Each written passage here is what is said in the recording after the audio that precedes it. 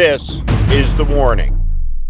And last night, President Trump sat down with Fox News' Bret Baier. Now, the first thing to notice in this interview, and I don't point this out to be petty or to be small, but to make a point that is significant and important for the lost Democrats to understand. Bret Baier, the Fox anchor, in 2020 was terrified of telling his audience that Donald Trump had lost the presidential election. This is really important to remember.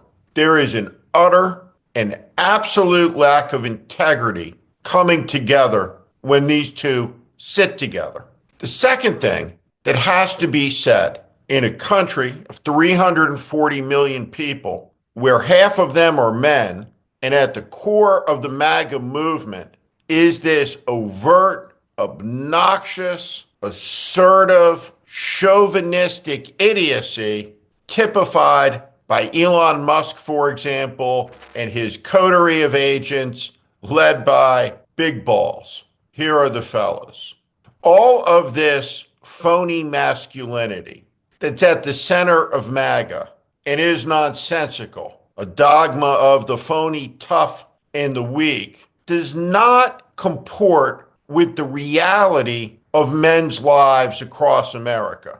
No father wants their son to grow up to be either Big Balls or Donald Trump, because both Big Balls and Donald Trump lack character, moral fiber, stamina, all of these things. But more deeply than that, when Donald Trump sits down with Bret Baier, there will be no questions about the 800,000 Americans who've lost money on the Trump coin.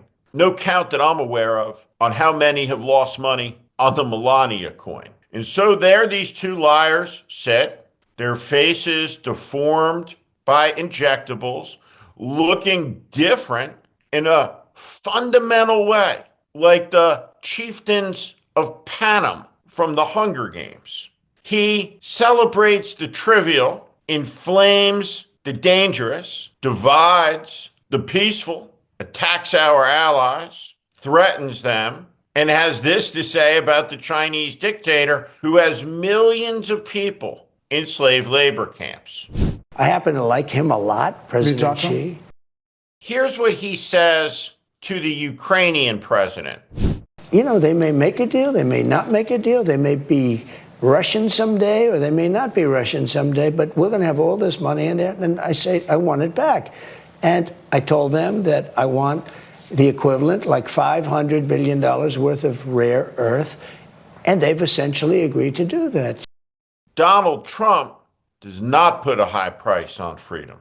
Everything is a transaction in a brutalist world, in an upside down world. And whatever it is that people hear staring at a screen, it does not change the central fact of this moment, which is the most powerful person in the world has given a blank check license to the richest man in the world to attack the programs that help some of the poorest people in the world.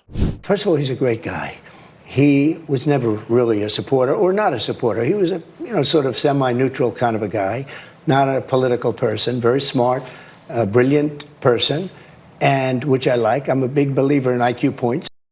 It is an easy argument for Donald Trump to make, to tell the American people that this is the only way. Only Elon Musk, genius of geniuses, founder of Tesla and SpaceX, a man who can make rockets land standing up, can fix it. Now, we just heard Donald Trump talk about what he wants from Ukraine. Everything's a transaction. What does he want from Elon Musk? And what does Elon Musk want from Donald Trump? It's an important question, because neither of them care about any of you or about the country. Elon Musk is off the wall. Elon Musk dreams about settling on Mars, utterly indifferent to life here on Earth. Donald Trump lives in his head where he writes the script as he goes. And rarely do you see a break in confidence, the thought forming, but you can certainly see it coming together here as he gets ready to lie about President Xi. I happen to like him a lot, President Xi. Yes. In this dangerous moment, Trump spews nonsense, controls the microphones, controls the bully pulpit. His allies who run the social media companies control the algorithms. And so week over week, month after month, Donald Trump will strangle the ability to mount an effective defense against this idiocy that you will be able to hear on ordinary channels. And so when you watch this Bret Baier interview, and Donald Trump's illiteracy is manifested, talks about the trade war to come. He talks about the inflation that he'll spike. All of the bad things to come will be memorialized in interviews like this that we can go back to later and observe and look at. You're not worried that any of that's going to go back to the consumer? It might, but it's ultimately going to be much less expensive. I'll give you an example. The so-called fat drug or fat shot, whatever it's called, Ozempic or Mounjaro. In London, you get it for $88. In New York, you get it for $1,200. You can't even buy it. It's very unfair.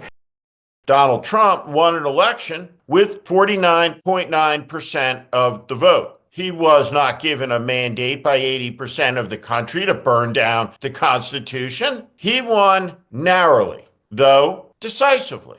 Donald Trump knows he faces hollow opponents, unserious ones. A man who is not an incapable negotiator, sees weakness across the table and knows he'll get the votes, and Elon can keep doing whatever he wants to do. He gets to do both because Trump knows he's winning, because facing him are losers who lack toughness and grit and the stamina to hold the line. And so the Democratic Party is called on as the party of government to save not government programs, but the very concept of government of the people, by the people, for the people, from an assault by the richest man in the world, ordered by a vengeful president that is outside the law, that is extra-constitutional, and that must be stopped. The Democratic Party is called to defend government at the expense, perhaps, of government programs in a contest where there will be suffering, and there will be pain, and there will be consequence.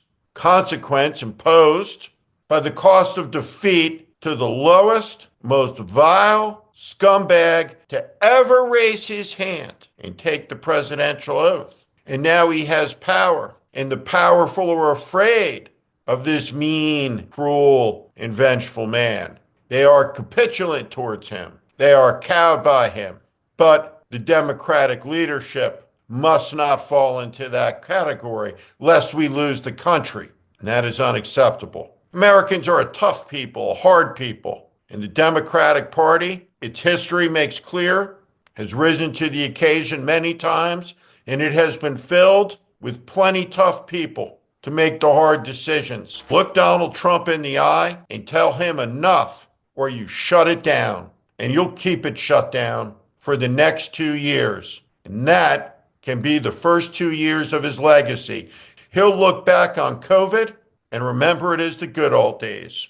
That should be the counteroffer to Elon Musk's assault. It should be delivered with steel and directness and dead seriousness.